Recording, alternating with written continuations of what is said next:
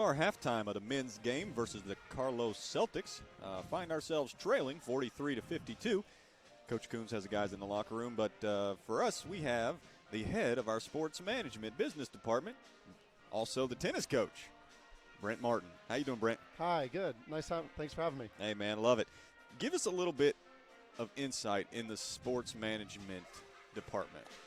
Great. The sport management department at OCU is what's called a dual program. So students take half their classes in business, half their classes in sport. But it prepares students for careers in youth sport, community recreation, high school athletic directors, high school coaches, all the way up to college administration and pro sport. And it's allowed our students to some pretty cool opportunities to work with organizations like the Columbus Crew, the Columbus Blue Jackets, the YMCA here. We've sent students down to Alabama to do internships at tennis resorts.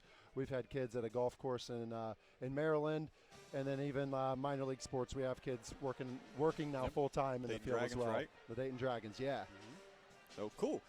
So in today's society, outside of the sports management, because most people think, athletic director when they're, going into sports management, but there's so much more encompassing in that degree. Talk about what kind of jobs, just off the top of your head. I know there's a curveball. I didn't put it on my question sheet.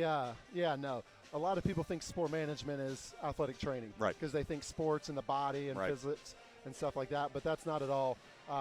Our program is half business designed because of that. With as much money that's coming into the sports world nowadays, all the way down to minor league sports, to youth sport, it's way more associated with a business degree. Sure. And so I always tell my prospective students and even my current students that imagine it being accounting, finance, leadership, and sport, just one facet of the career. But talking about that, what sets you apart if you get the dual degree in business in this society in which we live in? Yeah, so the dual degree allows students to take about 30 hours in each program in the business school and in our school, but it prepares students to be people as well. Finance is important in your personal life. Right. Finance, leadership is super important.